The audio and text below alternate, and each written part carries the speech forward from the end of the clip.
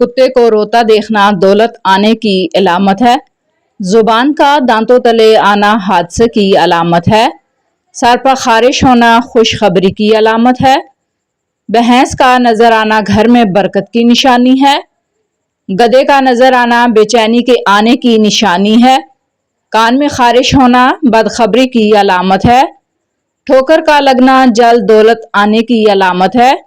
بلی کا راستہ کاٹنا رحمت کے آنے کی نشانی ہے۔ گھر میں چوہوں کا ہونا رزق کی نشانی ہے۔ اندھے آدمی کا ملنا مقدر والے کی نشانی ہے۔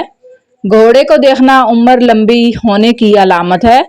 بندر کا آ جانا دولت کی جانے کی نشانی ہے۔ عورت کو چھینکتے ہوئے دیکھ لینا بہت جلد گھر میں مصیبت آنے کی علامت ہے۔ گھر میں سانپ کا آ جانا گھر میں مصیبت آنے کی بڑی علامت ہے۔ گھر میں بچھو کا ڈانگ مار لینا گھر میں جھگڑے ہونے کی بڑی علامت ہے۔ گھر میں پرندوں کا آپس میں جھگڑنا گھر میں بڑی مشکل آنے کی علامت ہے۔ پرندوں کو ہم بستری کرتے ہوئے دیکھنا جلد شادی ہونے کی علامت ہے۔ بندروں کو ہم بستری کرتے ہوئے دیکھنا جلد شادی نہ ہونے کی علامت ہے۔ کتے کو سوتا ہوا دیکھ لینا جلد خسارہ پانے کی نشانی ہے۔ خواب میں پانی میں تیرنا جلد بوڑھا ہونے کی ایک بڑی علامت ہے۔ خواب میں اپنی شادی دیکھنا ساری زندگی کنوارا رہنے کی علامت ہے۔ صبح سویرے موٹی عورت کو دیکھنا صحت کے جانے کی علامت ہے۔ رات کو گرم پانی پی کر سونے سے جسم پر مچھر نہیں کاٹتے۔ خالی پیٹ دہی کھانے سے معدہ سارا دن ٹھنڈا رہتا ہے۔ برانڈ کا کاٹ لے تو سمجھ جاؤ اب تمہاری نظر کم ہوتی جا رہی ہے۔ چلتے پھرتے کچھ کھانے سے پیٹ کا کینسر ہونے کا خدشہ ہوتا ہے۔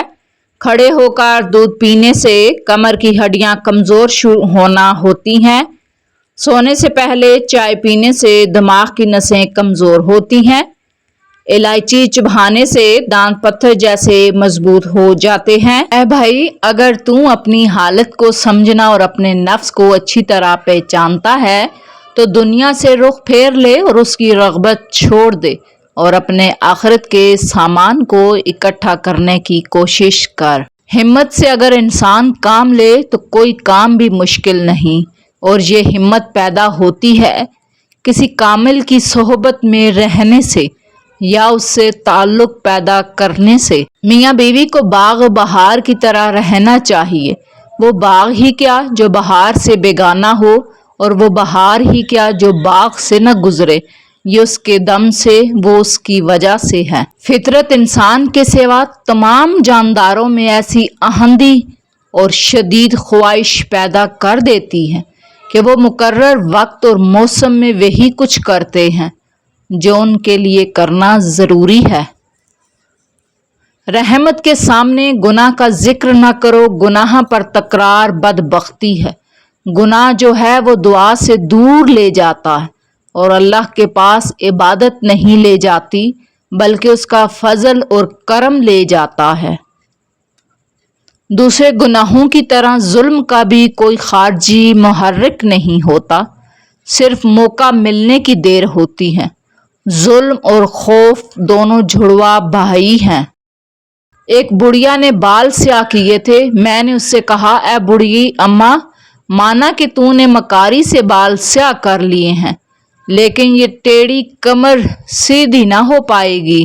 محبت میں داخل ہونا والا محبت پر بیان اور محبت پر مضمون بھول جاتا، کیونکہ اس کا بیان خاموش ہو جاتا ہے اور کیفیت شروع ہو جاتی ہے۔ جو انسان لوگوں کی غیبت کرنے کی لالچ رکھتا ہے اسے لوگ گالیاں سناتے ہیں، اور جو انسان زیادہ بولتا ہو اس سے لوگ جلد اکتا جاتے ہیں۔ جس بندے کی بیماری پر غالب ہو مگر پھر بھی وہ علاج کرے اور اس سے اس کی موت واقع ہو جائے تو خدا کی بارگاہ میں اس سے بری ہوں۔ جب تجھے اپنی قوت و طاقت لوگوں پر ظلم کرنے کی طرف بلائے تو یہ بات یاد رکھ کہ اللہ تجھے سزا دینے، مظلوموں سے ان کی تکلیف دور کرنے اور تجھے اس میں مبتلا رکھنے پر قادر ہے۔ بے رنگ زمین میں ہم بے رنگ بیج بوتے ہیں، اسے بے رنگ پانی دیتے ہیں اور پھر کچھ ہی عرصہ بعد اس سے رنگ رنگ کے پھول کھلتے ہیں۔ اگر آپ سے نیک عمل نہیں ہو رہا تو اس کا مطلب یہ ہے کہ غلط عمل نے اس کا راستہ روکا ہوا ہے، اس لیے آپ غلط عمل کو نکال دو۔ خاوند کو غلام بنانے والی بیوی آخر غلام ہی کی بیوی کہلاتی ہے۔ عقل مند بیوی خاوند کو بادشاہ بناتی ہے اور خود ملکہ کہلاتی ہے۔ ایک انسان نے دوسرے پوچھا، بھائی آپ نے زندگی میں پہلا جھوٹ کب بولا؟ دوسرے نے جواب دیا، جس دن میں نے یہ کہا کہ میں کبھی جھوٹ نہیں بولتا۔ عورت کی سیرت کا اندازہ اس کے حسن سے لگایا جا سکتا ہے۔ اولاد کو عمدہ تعلیم سے آراستہ کرو تاکہ وہ دنیا میں اپنا مقام پیدا کر سکے۔ طمع تنگ دستی اور قناعت مالداری ہے۔ آدمی میں یہ 5 خصال قوی ہیں: علماء میں بدکاری، حکماء میں لالچ، دولت مندوں میں بخل، عورتوں میں بے شرمی اور بوڑھوں میں زنا کی عادت۔ کتنا حسین ہے وہ تخیل جو تنہائیوں کا احساس مٹا دے۔ محبت مرد کی زندگی ایک واقعہ جبکہ عورت کی زندگی کی پوری کہانی ہوتی ہے۔ اخلاق لحاظ سے آپ جس بہترین عمل رویے کا مظاہرہ کر سکتے ہیں وہ یہ ہے کہ آپ تحریص و ترغیب سے کوسوں دور رہیں اور تنہا چھوڑ دیں۔ رحمت کے سامنے گناہ کا ذکر نہ کرو، گناہ پر تکرار بدبختی ہے۔ گناہ جو ہے وہ دعا سے دور لے جاتا ہے اور اللہ کے پاس عبادت نہیں لے جاتی بلکہ اس کا فضل لے جاتا ہے۔ بھیڑیا اگر کسی گڈریے کی بھیڑ کھا جائے تو غرق ظالم کہلائے، اور اگر گڈریا خود بھیڑ ذبح کر کے کھا جائے تو یہ اس کا حق ہے۔ بے شک بڑا اجر بڑی مصیبت کے ساتھ ہے۔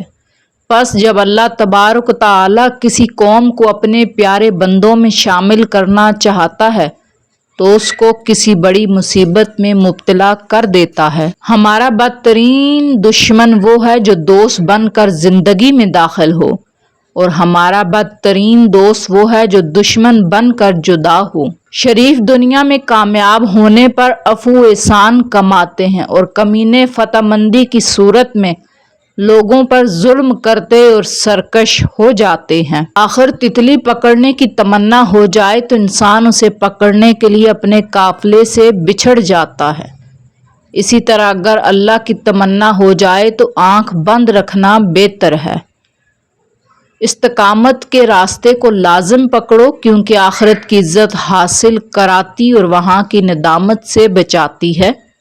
فلاح اور کامیابی سے زیادہ دور تر وہ شخص ہے جو بیہودہ باتوں کو ترجیح دیتا ہے۔ جو بندہ کسی جماعت کے کسی برے کام پر راضی ہو تو وہ اس کا میں ان کے ساتھ شامل ہے، اور جو کسی برے کام میں ہو اس کو ہرا گناہ ہوتا ہے، ایک کام پر راضی ہونے اور دوسرے اس کو کرنے پر۔ جو شخص علم دین کا شہدا ہو جاتا ہے وہ اپنی جان کے ساتھ بہت بڑا احسان کرتا ہے، اور جو بندہ ادب کو نہایت شوق سے حاصل کرتا ہے وہ اپنی جان کے لیے نہایت ہی خوبصورت زیور تیار کر لیتا ہے۔